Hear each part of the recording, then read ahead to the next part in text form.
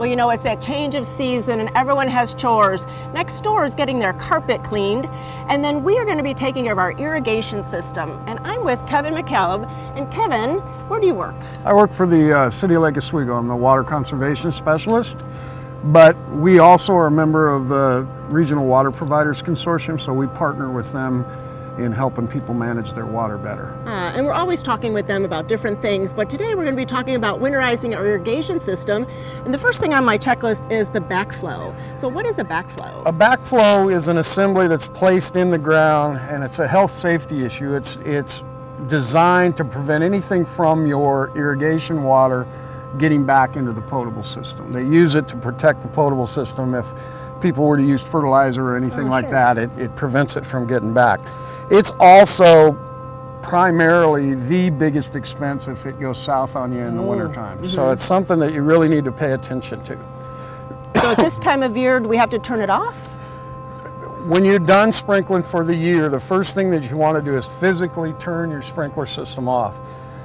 Most of them will have a valve to the rear of the backflow preventer. Okay, just turn it all the way off. Just turn it off. All right.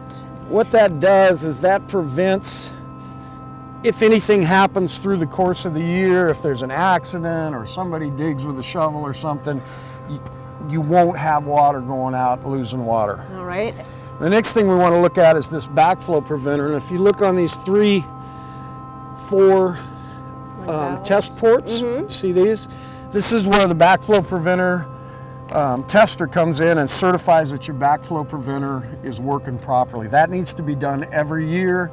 I usually recommend either at the end of the season or at the first of the season, but you want that tested and certified. You can go online to most of the water providers and they'll have a list of certified technicians. If you're not in an area that has that list, a simple web search for certified backflow technicians will get you numbers of people that can do that for you. Oh, perfect. And then I have some bubble wrap here, so are we going to use that? Right, so we're not prone to really deep freezes in the Portland region. It can happen occasionally, but it's not real likely. So the number one thing that we want to prevent from freezing is this guy, because that's the highest dollar to fix. Okay. So I just use bubble wrap. I like it because it's insulation and it also resists moisture, so it doesn't hold it. Okay. And typically you just tuck this stuff in and around your backflow preventer and leave it loose. You don't need to tape it up or anything. You just want to get around that backflow preventer. So a couple layers there. Okay. Yeah. And then just cover it back up, and then we're good put your till valve spring? box cover right back on over the top. And what that does is that the heat from the ground is constantly rising, and that acts as sort of a blanket that holds that heat in. We're good to go. All right. Well, we have some other things we're going to talk about, but they're closer to the house, so let's go over there. Okay.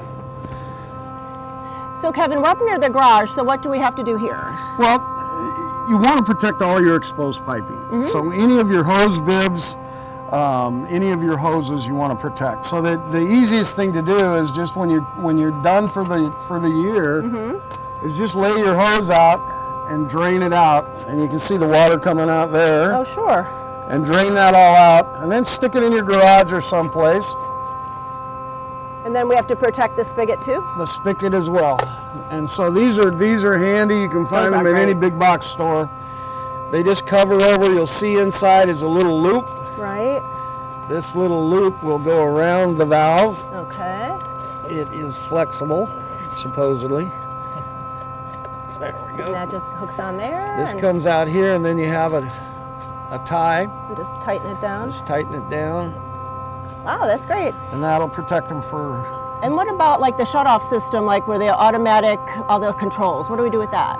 You should, now that you got your backflow shut, you should just go ahead and turn off your controller now. The thing I want to emphasize though is many people, when they turn their systems off, they just turn the controller off. Really important to turn it off down there too. All right, and what about gutters? I know that my gutters are full and they're kind of overflowing.